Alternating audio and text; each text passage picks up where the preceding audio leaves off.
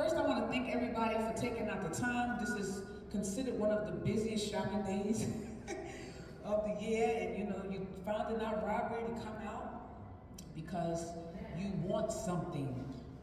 And hopefully the Holy Spirit will help me to deliver or maybe give you what it is that you may need, whether it be with your credit, whether it may be with your business and your finances, okay? So before we get started, I just want to share a little bit about who I am and what gives me the right to stand before you to give you this information. My name is, I'm a pastor, Pastor Cynthia Hurley, and I have been into finance for about 25 years. I worked corporate America. I don't know if any of you ever heard of HIP Health Plans, but I worked for the chairman, with the chairman of that company for about maybe 15 years, and after that I resigned to start my own company. And that's what Makes Sense With Your Money is. I am a licensed insurance broker. I am also licensed with the National Association of Security Dealers, which gives me authorization to do stocks. I have one more license that I have to get. But I'm able to speak with people in reference to investments and things like that. I am the founder and CEO of Houses of Malachi, which is a transitional home for women that are in prison and women that are suffering from co-occurring disorders.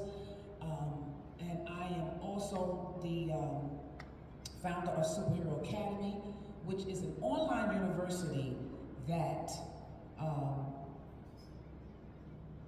helps people to go from a credit zero to a superhero. Basically, it's a platform of courses that is designed to help people go from A to Z or whatever problems that they have in their finances. I've also am the recipient of the President Joe Biden Award for working with people in the community and helping them get their lives together. So I just wanted to show you who I am, not so much that I'm bragging, but if somebody is going to stand before you and they're going to be telling you anything about finances and money, you want to check their record. You want to do a fact check, because everybody's on the internet. I'm not knocking nobody, but we have a lot of overnight sensations. And I just wanted to let you know that I'm not an overnight sensation. Amen. All right, so today we are going to be talking about, first of all, the number one problem that hinders people from getting where they need to be, and that's credit. All right? We're going to be talking about business, for those of you who want to start a business, those of you who have a business and you're not quite sure how to scale or what it is that you need to do. And I also want to go over some moves that you can make with your money if you're not really sure about how to invest, what to invest, where to invest. I'm going to be talking about that too. But before I even really get started, I want to thank God for the pastor and the shepherd of this house, Pastor Shantae. I want to thank her so much for so graciously allowing me to do this. We know it's a God thing, but I give thanks to her because, she didn't have to do it. Amen. And I just want to recognize her, forgive me that I didn't do it in the beginning. I started talking. But no matter how many times I do this, I get nervous. And I've been doing this for a minute, but I get nervous. But it's a good thing. It's a good thing. You can't never think you got it all, You can't never think you know it all and you got it all. All right? So the name of my company is Make Sense With Your Money. Okay? I worked corporate America for all of those years. And, one day, God had been edging me about, you need to start your own business, and sometimes when you hear that, you don't know, and then God just started to do some things, and here we are.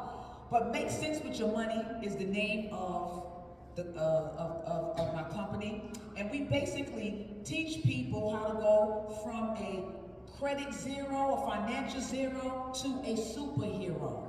And that encompasses all areas of finances. We work with wills and trusts, we work with bankruptcy. We show people how to get their business in order. We show people how to protect their assets, because that's something that we fail to do a lot of times, and I'll get into that later.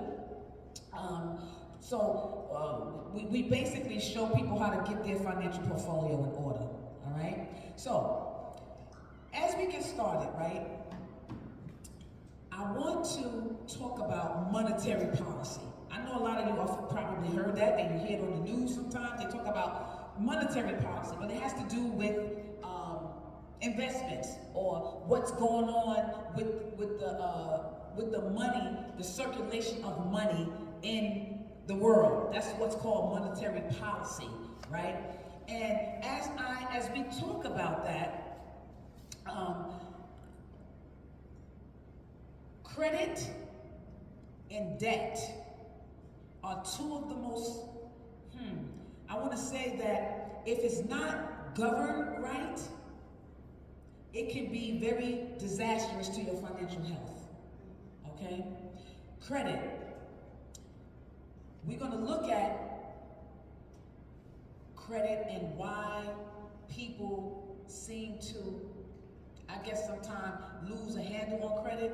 We're going to look at debt, what type of debts that you have. Are they good or are they bad? Because a lot of people get in debt, but the question is whether it is good debt or bad debt.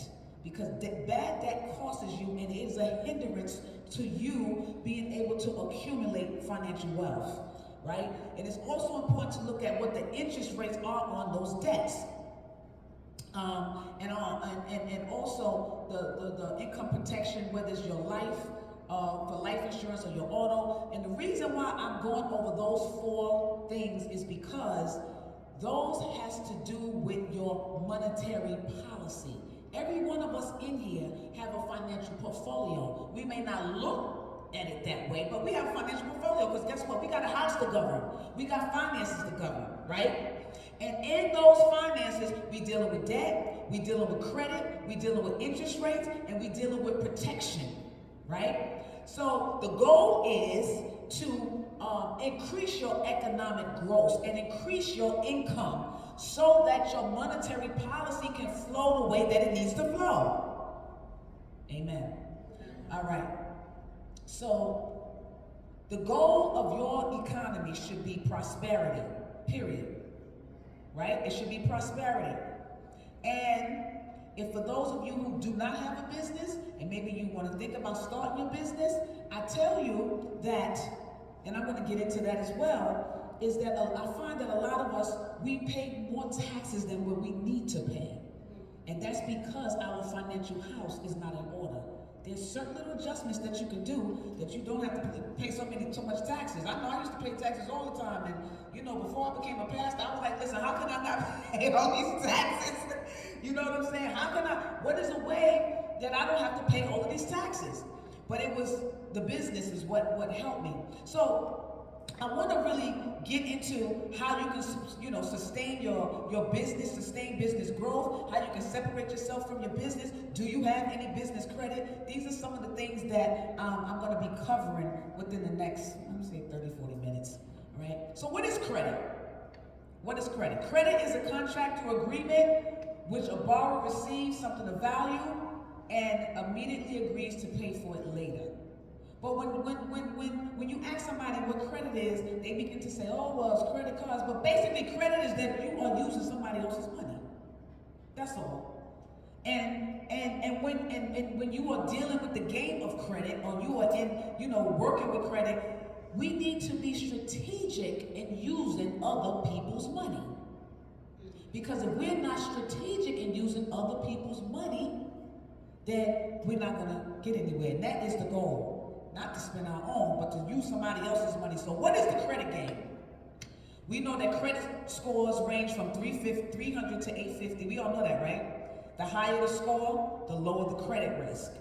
We know that a credit score is an algorithm that measures your credit risk based on the information that's in your credit report. We all know that, right? So all of you have credit reports. All of you have credit scores. But all of those scores that you have is based on the information that's in your credit report. It's not based on your income. It's based on what is in there at that point in time. If you have never applied with any financial institution to open an account, then you will not have a score.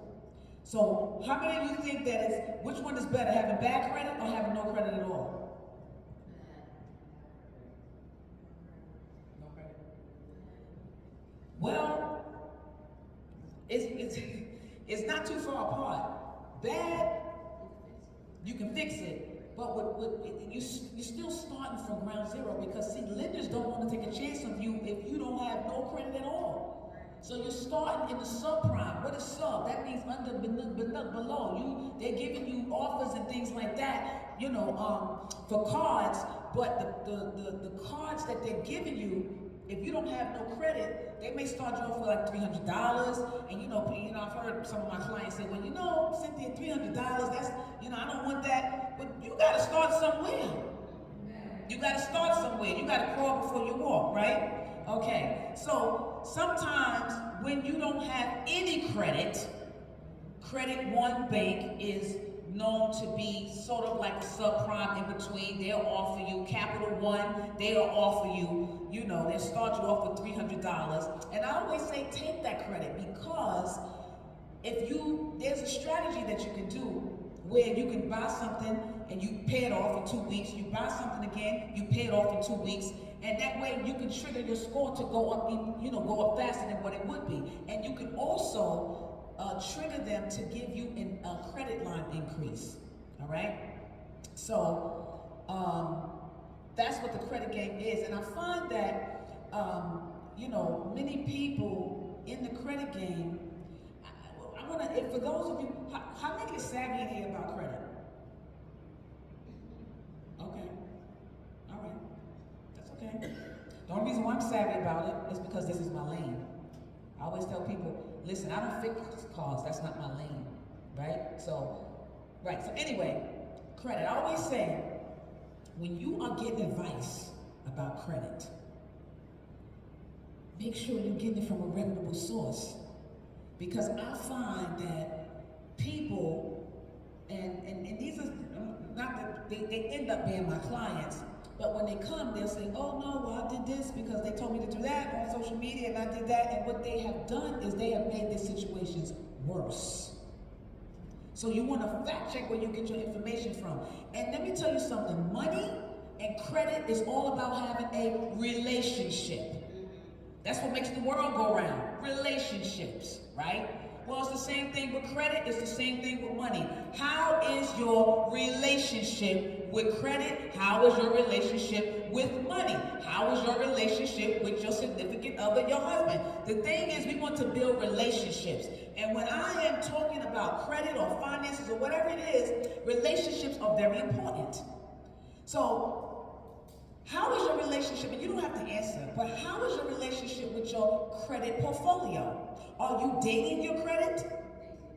If you're dating, your scores will fall anywhere between 580 and 669. That's considered fair. That means when you date somebody, you don't really know them. You're still trying to get to know who they are. So, there's really no relationship. You're taking it slow. That's called dating. When you are dating and you are in love, right, the relationship, the credit scores would fall between 670 and 739. That means that you're in love with your credit, okay? That means that you're good. That means that you're giving your credit what it needs. That means that you're making on-time payments. That means that you have new accounts. And because you are treating your credit good, it's reciprocating the same behaviors back to you. How is that? It is increasing your scores. If you are married, like I am, to your credit, your scores would be 740 and above. Very good. That means that you're solid as a rock with your credit. That means that you have strong accounts. That means that you have no late payments. That means that you have healthy credit. But I want to stop right there, because a lot of people, they strive to get to the 700. But you can get a 700 and your credit can still be shallow. That means that no lender is going to take a chance on you. That means that you can't just go to Discover because you got a 700 credit score and say, you know what? I got a 700 credit score. I'm going to apply for a credit card with Discover. And guess what they do? They turn you down. Why? Because you don't have no foundation.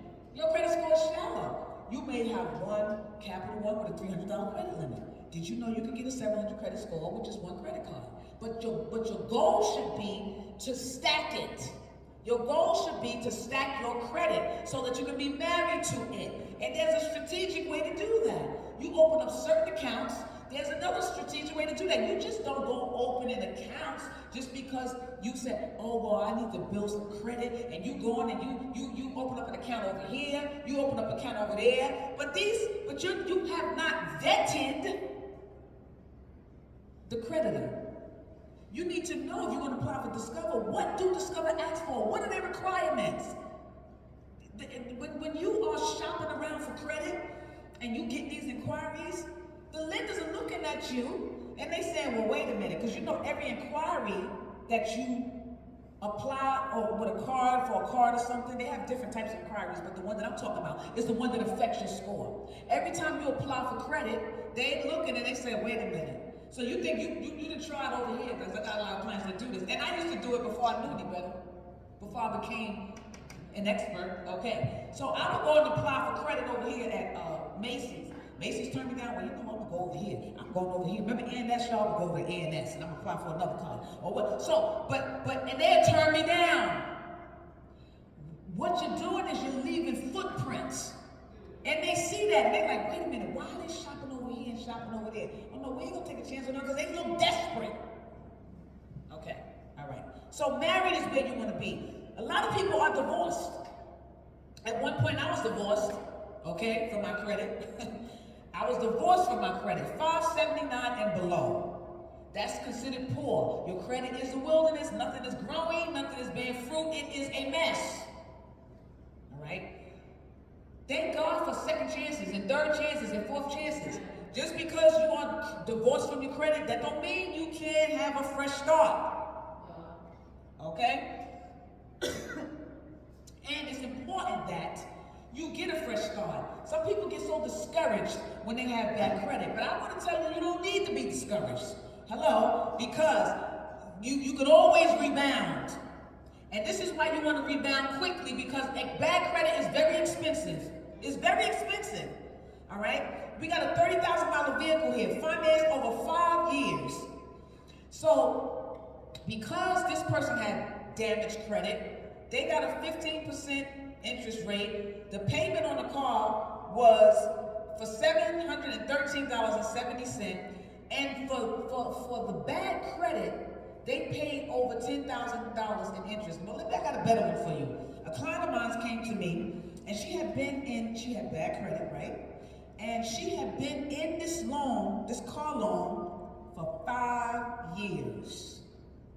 The loan was like $20-something thousand. Her payment was like $780 a month. Watch this. She had been paying on that car for 4 years, and the balance did not go nowhere. Do I need to say anything else? No, because that's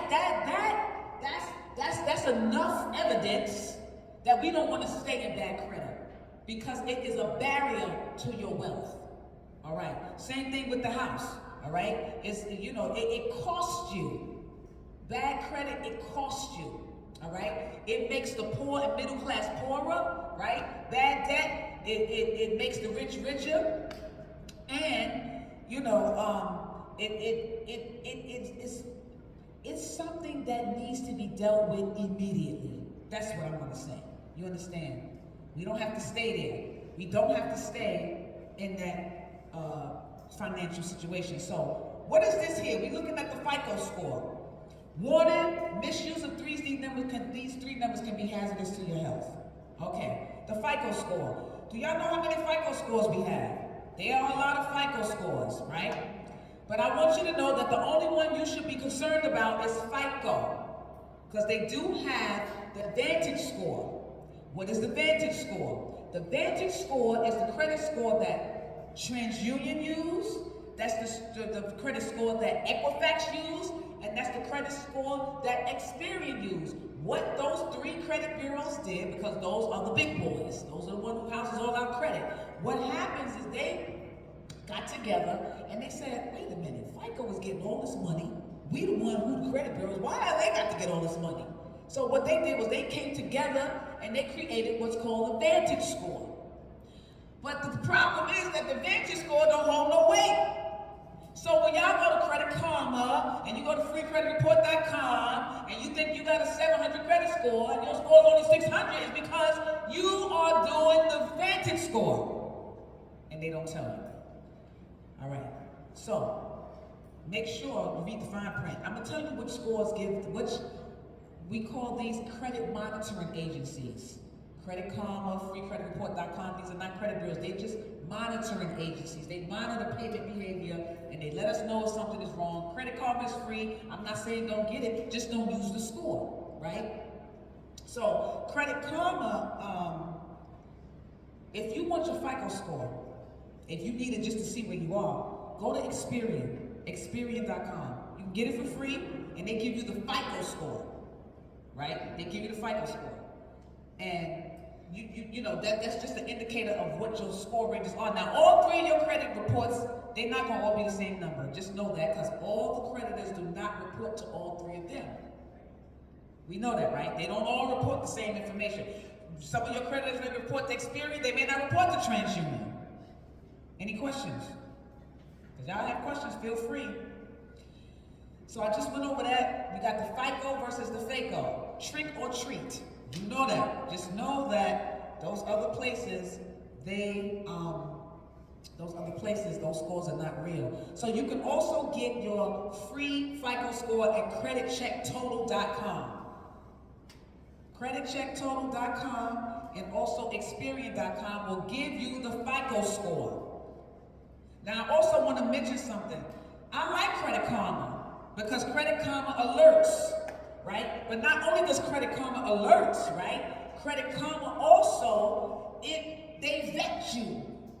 They check out your history, your payment behaviors, and what they do is they match make you with a card so that you don't have to go around trying to get a credit card that you're not qualified for, and now you're getting all these inquiries on your credit report making your credit worse. Credit Karma, when you go and look at what's available, I think it's credit cards, and they'll tell you which one you match up with the most. The one who has the 5 stars, I think, is like 4 or 5 stars, and it says that the approval rate, the approval odds are outstanding. That's the one you go for. Let me give you another tip. When you're applying for a credit card, now I had a client, you know, some of these clients, they don't listen. Okay, so I had a client and I told him, listen, you apply for this card because you're going to get approved. But I told him I didn't want him to do it without me because you got to know how to fill out these applications. Okay, when they ask for your income, you do not have to be exact. You're not lying. You're projecting your income. Fair to say?